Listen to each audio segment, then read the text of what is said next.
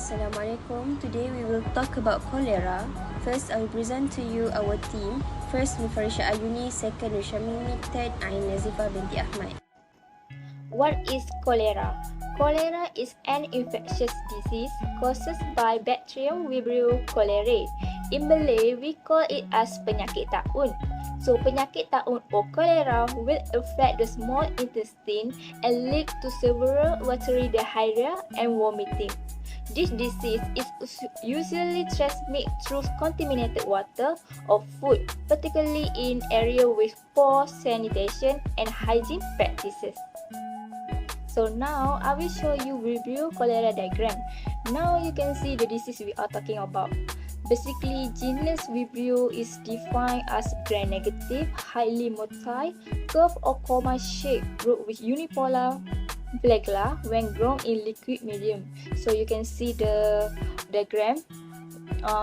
Vibrio cholera has cell wall, cytoplasm, and the tall we call it as flagellum.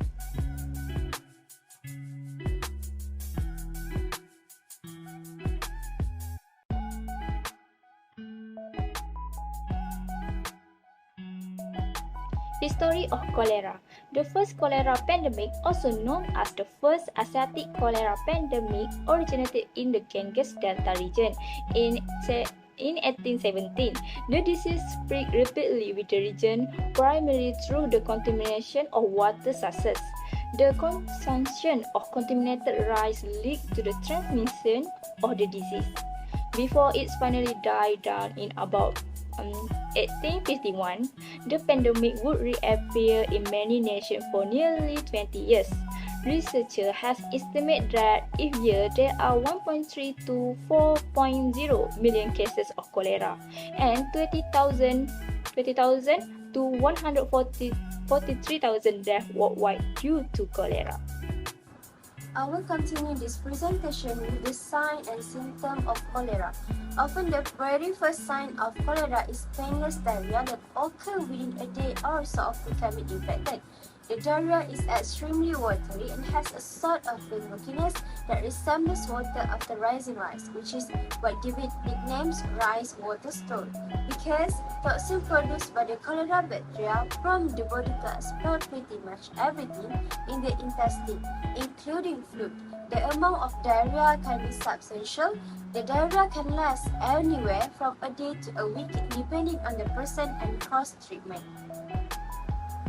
Secondly, nausea and vomiting. In the early stages of cholera, the bacteria can cause gastrointestinal discomfort like nausea and in some cases vomiting. Whiff of vomiting can last for hours at a time, and when combined with the water diarrhea, can further the risk of dehydration. The third symptom is dehydration. Cholera forces a lot of fluid from the body through spell of diarrhea and vomiting, making it easy to become dehydrated if those fluids and electrolytes are in place. When this happens, some signs of dehydration will start to appear, such as thirst, dry mouth and eyes, tiredness, and headache. Other symptoms of severe disease can include low blood pressure, persistent vomiting, rapid heart rate, and muscle cramp. Next, we move to the next slide, which is what the biotypes of cholera. There are two biotypes of cholera, which are classical biotypes and alpha-biotype. The difference between two biotypes of cholera is classical biotype associated with the first sick pandemic, while alpha biotypes has been responsible for the 7th cholera pandemic.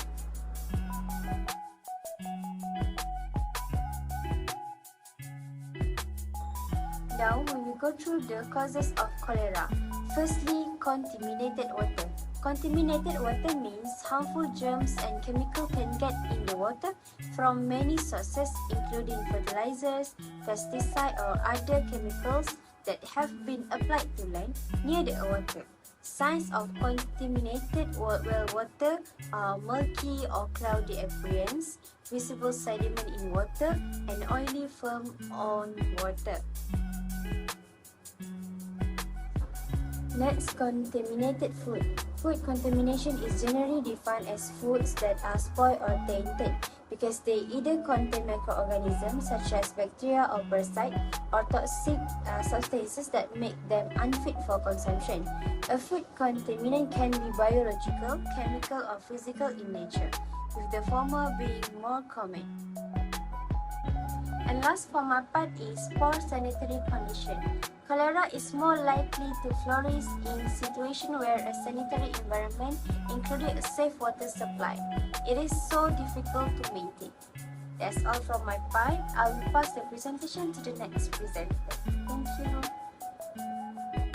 Besides that, poor hygiene practices can be the causes of cholera. This is because lack of proper hygiene such as inadequate hand washing with soap and water can contribute to the spread of cholera. Contaminated hands can serve as a vehicle for transmitting the bacteria to the mouth, leading to infection. Lastly, the last causes of cholera is climate and environmental factor. Cholera outbreaks are often associated with warm temperature. The bacteria thrive in warm water, and higher ambient temperature can promote their growth and survival. Additionally, season variations such as heavy rainfall or flood can lead to the contamination of water sources and the rapid spread of the disease. So this is medical recommendation for cholera. So firstly, we have intravenous fluids or recurrent gelectic is only used for severe cases for rapid rehydrations. Next, we have antimicrobial therapy. Antimicrobial therapy, this can diminish duration for diarrhea, can reduce volume of rehydration fluids needed, and shorten duration of the cholera excretions. And we also have oral rehydration salts. Oral rehydration salts is for mild to moderate cases, and it was commonly used for these cases. And it helps to replace fluids and electrolytes lost due to severe diarrhea. Next, isolation. Patients with cholera should be isolated because this helps to contain the disease within healthcare settings. Next is zinc supplementation. Zinc supplementation is very an important role to avoid this, because especially for children, because it's helped to support overall recovery process. Okay, next is antibiotic. Antibiotic play a crucial role in cholera management. So we have two types of antibiotic. Firstly, we have doxycycline or azithromycin. This may be prescribed, and this antibiotic reduce the duration and severity of symptoms. The importance of antibiotic is antibiotic can help to decrease the shedding of fibro-cholera, which is cholera in the stool. So what is antimicrobial therapy? Antimicrobial therapy is the use of antibiotic, antiviral, antifungal, and other drugs to treat an infection caused by microorganisms such as bacteria, fungi, and viruses. Next, we move into laboratory diagnosis for cholera. First, stool sample. In stool sample, we obtain a fresh stool sample from patients. Next is stool culture. In stool culture, they will identify and isolate the vibrio cholera, and they will confirm the presence of bacteria in the digestive system. And the gold standard for cholera diagnosis test is this stool culture. Okay, next test is rapid diagnostic kits. This is one of quick and convenient cholera diagnosis test for cholera infections. So the rapid diagnosis test is also known as cholera dipstick test. The purpose is to detect cholera bacteria. They will interpret the result by the presence of fibro-cholera antigen or antibody. So they will indicate the cholera infections. Serological tests. Serological tests detect antibodies against the vibrio cholera and they indicate past or recent cholera infection. It also provides immune response information for cholera diagnostic test. It also known an antibody test, and to interpret whether there was cholera or not, they will detect the cholera antibodies indicating past or recent infection.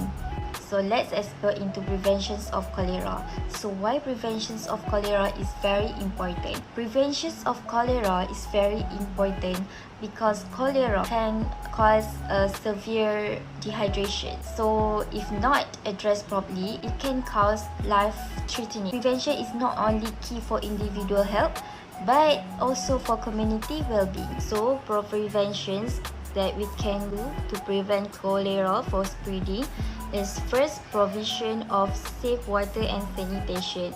We must only consume safe and clean water in our daily life. If the source of the water is questionable, we must do the purification method such as boiling, chlorinization, and filtration. Other than that, we must practice good sanitation and human waste disposal. To prevent cholera, we need to practice hygiene. Hygiene is very important. We need to wash our hands thoroughly by using a soap or water, especially before handling food or after using a toilet. We also need to use a proper facilities of sanitation, and we need to encourage a proper hygiene to community.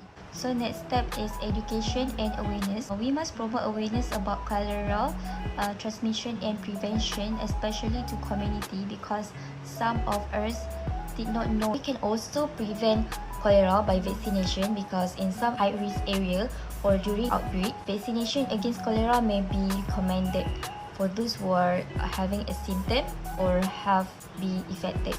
It's food safety. So what we need to do with food. So before eat, we must make sure that we eat only well cooked or only properly cooked food. And we must avoid raw or undercooked seafood and others food. When eat vegetables or fruit, we must ensure that we peel it, and we must ensure that we wash it thoroughly to avoid this bacteria coming into our body. And lastly is travel precautions. So when we travel, especially in high risk of cholera country, we should take precautions and avoiding contaminated food or water. The conclusion is to reduce the transmission of this disease, we must take action by raising awareness about cholera. For example, by promoting preventive measures and supporting initiatives that can help improve sanitation and hygiene, can contribute to global effort to control and ultimately eradicate this infectious disease. I think that's all from our group. Thank you for listening and bye.